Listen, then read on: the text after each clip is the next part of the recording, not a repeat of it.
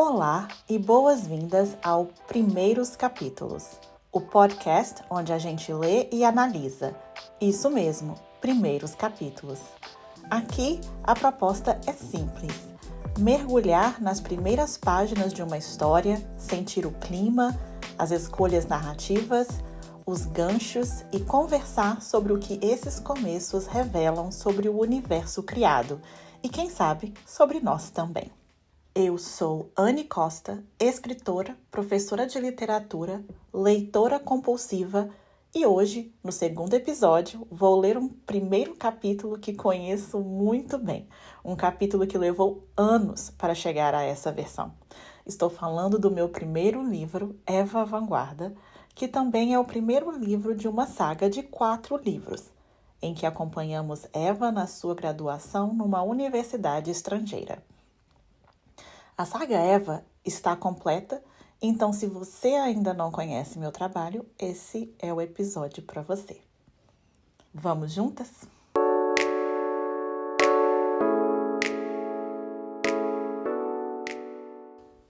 Prólogo. A Mordida. Como os monumentos restaurados superficialmente que a rodeavam, Eva estava abatida, sentindo braços e costas queimarem de tanto puxar aquela mala para cima e para baixo pela cidade. Para piorar, uma das rodas se prendeu a uma das saliências da rua pedregosa, e, quando Eva puxou com toda a sua força de Jedi, a roda rolou até o bueiro mais próximo, assustando uma ratazana que correu e se escondeu num canto escuro. Já caía a noite. Era verão, mas uma brisa gélida passou por ela, como se dissesse que ela não pertencia ali. Mas talvez eu esteja me precipitando e peço perdão, leitor, por não começar a contar essa história direito. A verdade é que não sei bem quando começou. Poderia ter sido em qualquer momento. No útero, no dia do nascimento, num dia qualquer. Sei que foram muitas horas de brincadeira, escapulidas à noite para espionar os pais em momentos íntimos, idas enfadonhas à escola, dores físicas que curaram rápido, outras que ainda sangravam vez ou outra, e cada dia foi especial para a formação de Eva. Impossível saber quando começou. Talvez eu devesse começar com a mordida, já que esta história não existiria se Eva não tivesse provado do fruto proibido. À primeira vista, parecia uma garota comum, um pouco alta demais, sem uma inteligência normal ou beleza de Miss. Mas ela tinha um diferencial. Possuía uma racionalidade imperdoável e uma capacidade única de se proteger da dor. A mordida aconteceu na adolescência, logo na entrada do século XXI. Da cozinha, assistiu ao segundo avião colidir com uma das torres gêmeas em Nova York. A visão das torres caindo, o som da TV no volume máximo, as pessoas ao lado dela cobrindo suas bocas e murmurando o que está acontecendo? Quem poderia ter feito isso? Naquele dia, ela soube. Estava sozinha em um mundo demente. Nunca vou ter filhos. Abraham Lincoln afirmou que a filosofia educacional de uma geração será a filosofia governamental da próxima. E eu não serei responsável por uma criança vivendo num mundo como o nosso, disse a sua irmã gêmea, que debochou dela por anos, é claro. E você vai viver sua vida na filosofia de um homem branco norte-americano? Achei que você fosse mais esperta. Ana provavelmente respondeu. A epifania se confirmou com o tempo. Alguns anos após 11 de setembro, ela leu 1984, de George Orwell, e Admirável Mundo Novo, de Aldous Huxley. Os livros confirmaram sua certeza de que o mundo estava perto do fim. Se aconteceria por violência e perdas de liberdades pessoais ou pelo excesso de entretenimento, ela não saberia dizer, mas o fim estava próximo. Depois disso, começou a tomar anticoncepcional, diferente de sua irmã, a propósito. Devido a uma precoce e límpida percepção da realidade, Eva se tornou pensativa e pessimista. Ali estava, pisando sobre as pedras duras da Universidade de Viena, um lugar com o qual sonhara todos os dias nos últimos meses,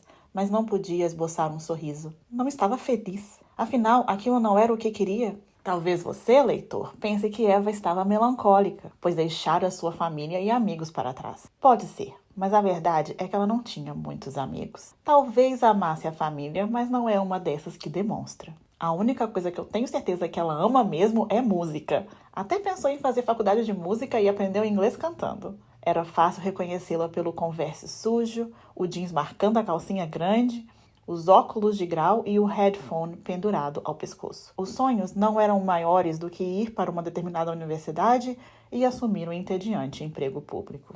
Parou em um semáforo. Tudo parecia estranho, de cabeça para baixo. Seria efeito de observar as pessoas dirigindo do lado errado da pista ou ela estava mesmo sentindo falta da família, do lar? Não tinha muito para sentir falta de qualquer maneira. Ela já sentira falta uma vez.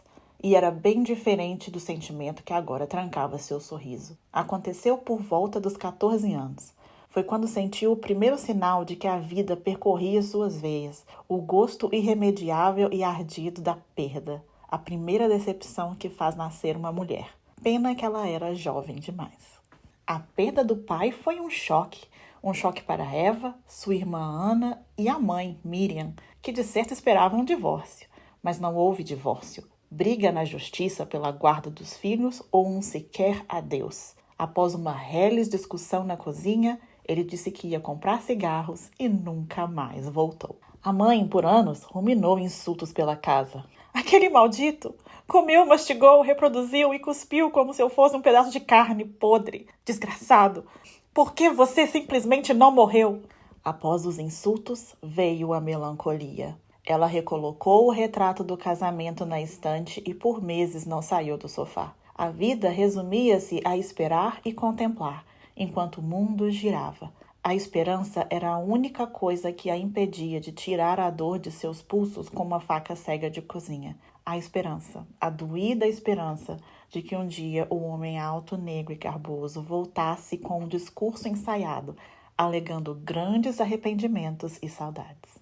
Eva esperou com a mãe durante muito tempo, mas remédios receitados a ajudaram a se levantar daquele sofá e voltar ao mundo, decidindo que nunca mais amaria alguém de maneira tão intensa e por muito tempo não amou mesmo. Não tinha mais remédios já havia alguns anos, mas os sorrisos ficavam cada vez mais escassos. Os pés cada vez mais sentiam a dureza daquela rua de pedras, enquanto os braços puxavam a mala pesada. Sua irmã deve ter dito algo, mas ela não conseguiu abandonar seus livros. As roupas ela deixou, feliz que não precisaria de mais desculpas para não usá-las. Eva não tinha muita vaidade e devia ter apenas alguns pares de jeans e camisetas em diferentes tons de cinza naquela mala.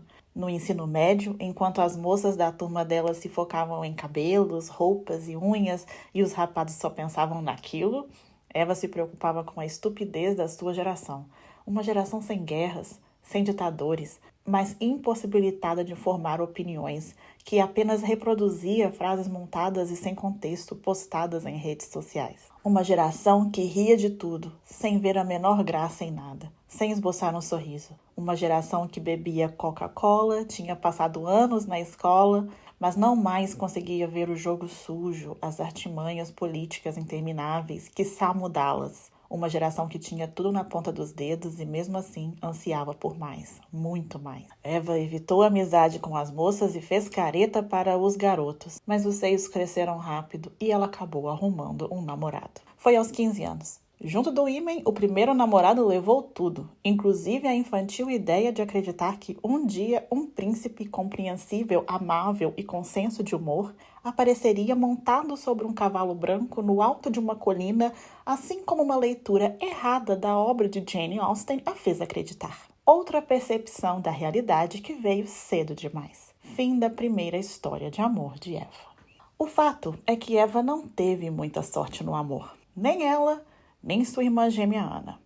Talvez ambas tivessem herdado a pouca sorte da mãe, Miriam.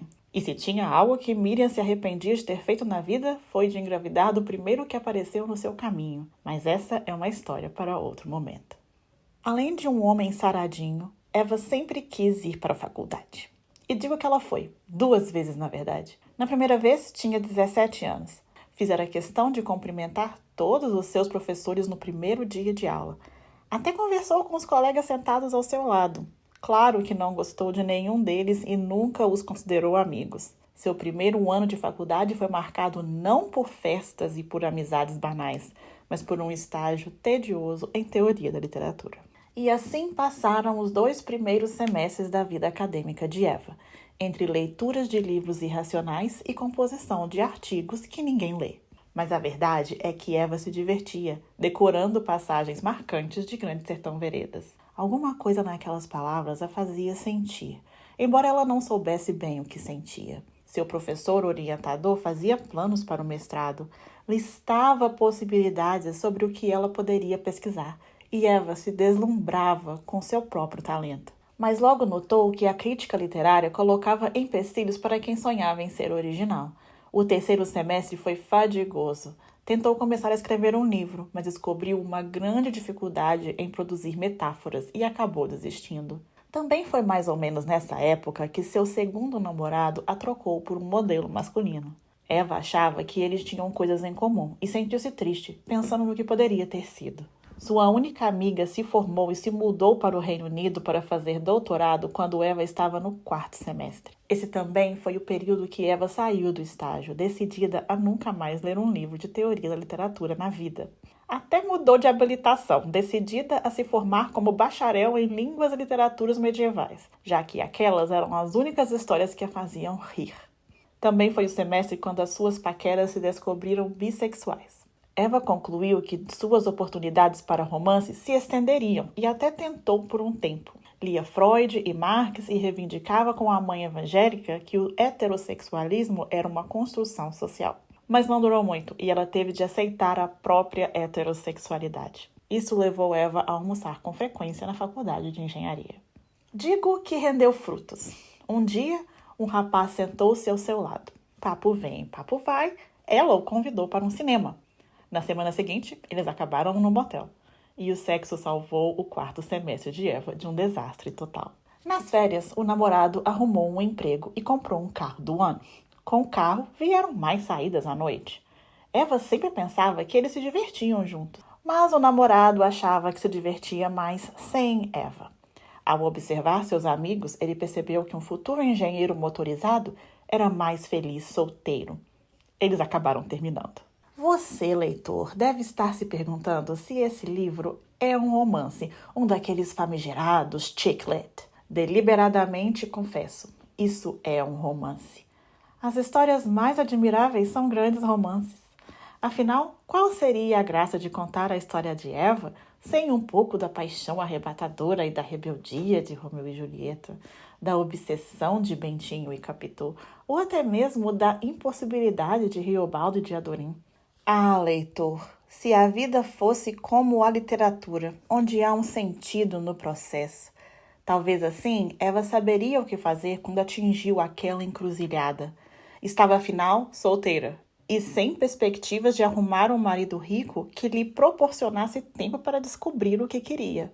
Por volta dessa época, depois de uma paixão arrebatadora e que durou pouco, Eva se dedicou aos estudos e escreveu sua monografia, formando-se um ano depois. Seu orientador logo cogitou o mestrado, e Eva aceitou a ideia, apesar de que a falta de criatividade e perspectiva de emprego a assombrasse com a possibilidade de iniciar um mestrado aos 20 anos. Graduada e desempregada, Eva ainda guardava parte da fúria com o mundo da adolescência e certa repugnância em relação à humanidade. Estudar literatura e línguas medievais tinha provado que nunca aprendemos com nossos erros.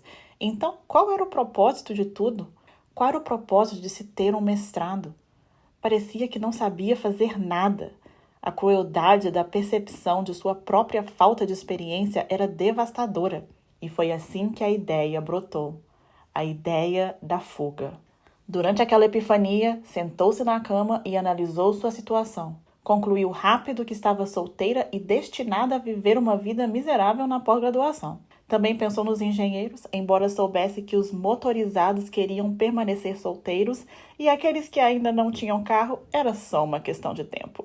Pensou no seu diploma e no que faria com uma graduação em literatura e línguas medievais. Sim, divertia-se com os romances medievais, mas isso era suficiente para construir uma carreira acadêmica? Não tinha muito mais a ser analisado. A mãe já tinha uma companheira, a saudade. A irmã tinha trabalho pelas próximas décadas de sua vida devido às consequências de suas próprias escolhas irresponsáveis. Tudo à sua volta parecia estar se movendo, exceto ela. Tinha que sair dali. E aquilo não podia ser somente influência de Runaway Train to Soul's Island, que tocava no seu aparelho de som naquele minuto.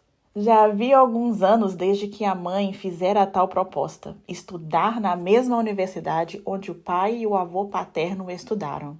A família estudada de seu pai tinha orgulho de seus diplomas internacionais. Eram, na sua maioria, juízes graduados em escolas famosas do Reino Unido. Ela tinha crescido à sombra de um pai rigoroso que não se calava sobre como as filhas seguiriam seus passos, sonho que ele mesmo jogou pela janela no dia que abandonou a família.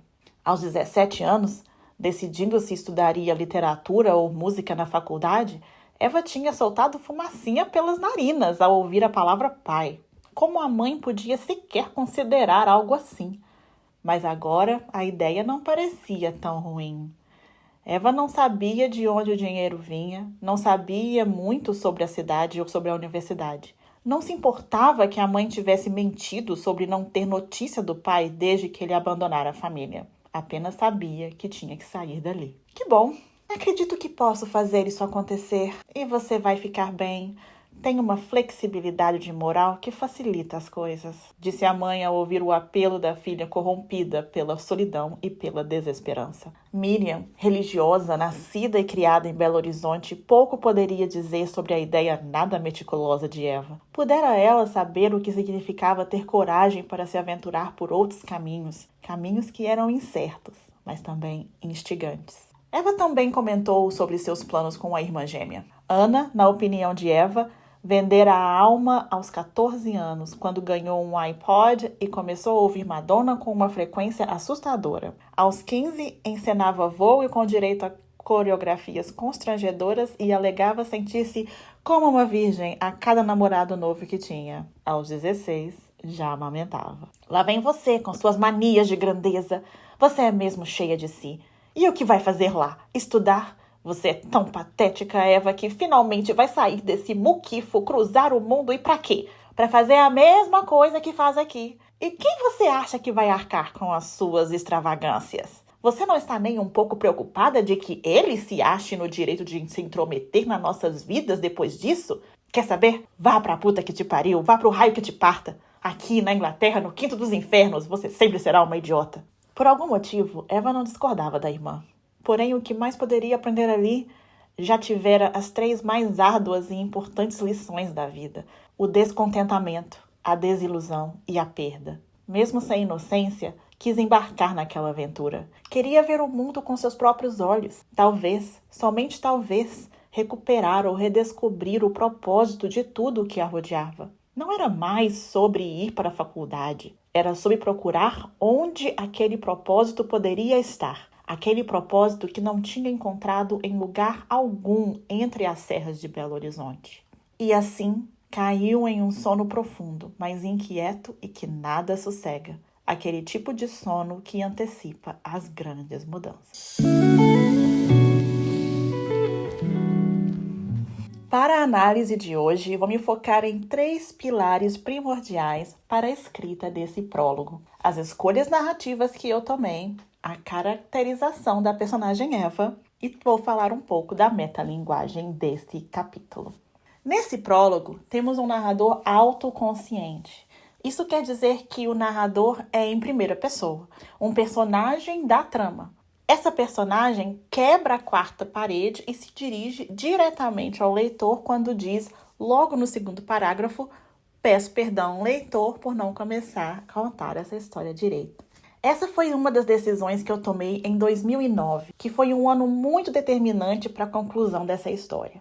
Eu acho que foi o ano que eu achei o tom da história, embora ela apenas fosse ser publicada em 2020. A escolha do narrador foi importante para criar um efeito de intimidade e metanarratividade, conferindo ao prólogo um tom confessional, como se alguém fosse te contar uma fofoca.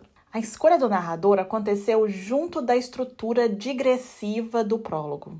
Acho que vocês notaram que o capítulo começa in media res, que é uma expressão do latim que significa no meio das coisas. Essa técnica narrativa mostra a Eva em movimento, já chegando na cidade onde ela vai morar pelos próximos 4 anos, para depois recuar a episódios marcantes da infância e juventude. Tudo que a levou até ali. Essa técnica narrativa é usada para começar no meio da ação, mas o narrador acredita que ele não sabe contar essa história direito, justamente por não estar contando a história de forma cronológica. Essa narrativa fluida, alternando entre presente e passado, memória e reflexão, funciona como se o narrador estivesse organizando os fragmentos de Eva em busca de uma origem.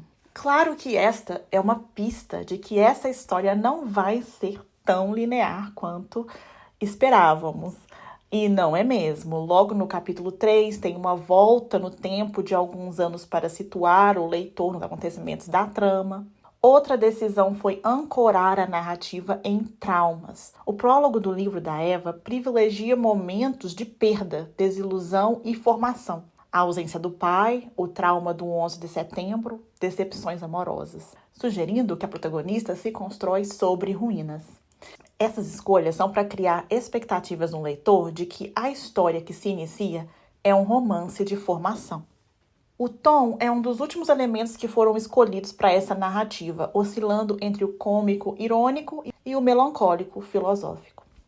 Como Eva é uma história que vai lidar com temas pesados como racismo, questão de gênero e xenofobia, o humor dá uma leveza para o texto e ajuda a equilibrar o peso dos temas existenciais.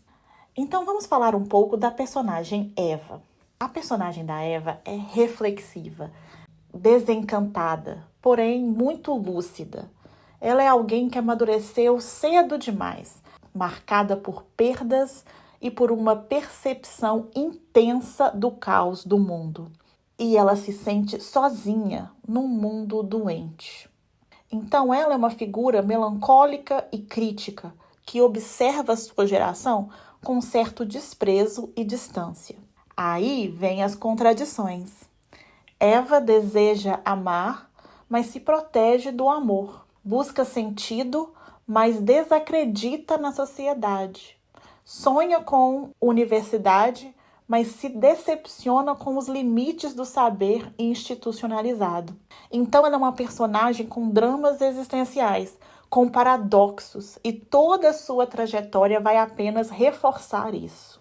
Além do mais, ela é uma clássica millennium.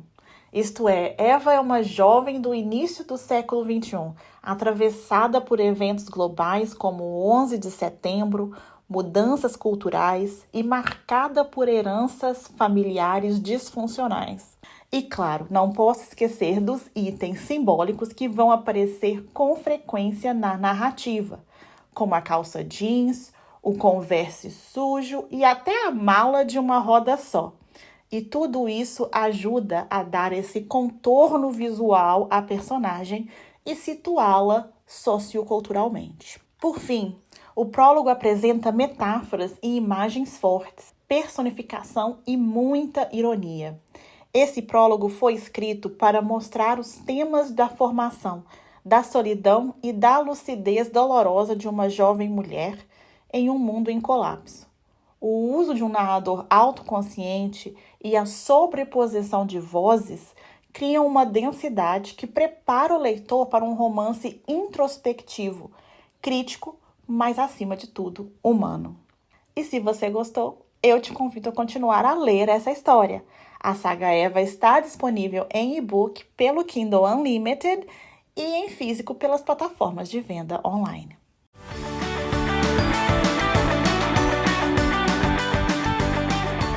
Nos próximos episódios, vou trazer primeiros capítulos de livros publicados, clássicos e contemporâneos, e vamos seguir fazendo esse mergulho inicial, porque todo começo, por mais breve ou fragmentado, carrega em si ecos do meio e presságios do fim. Revisitar esses inícios não é só um exercício de leitura, mas uma forma de entender como as histórias, inclusive as nossas, se constroem, nem sempre do começo ao fim, mas às vezes justamente no meio das coisas. Se você gostou desse episódio, compartilhe com alguém que ama literatura e quer entender melhor o que faz um início funcionar. Me conta o que achou. Me diz se escreveria diferente ou se leu algo recentemente que te prendeu logo na primeira página. Até o próximo capítulo. E lembre-se, todo mundo tem uma história começando agora. Primeiros Capítulos é um podcast independente. Produção, roteiro e voz de Anne Costa. Obrigada por ouvir e até a próxima leitura.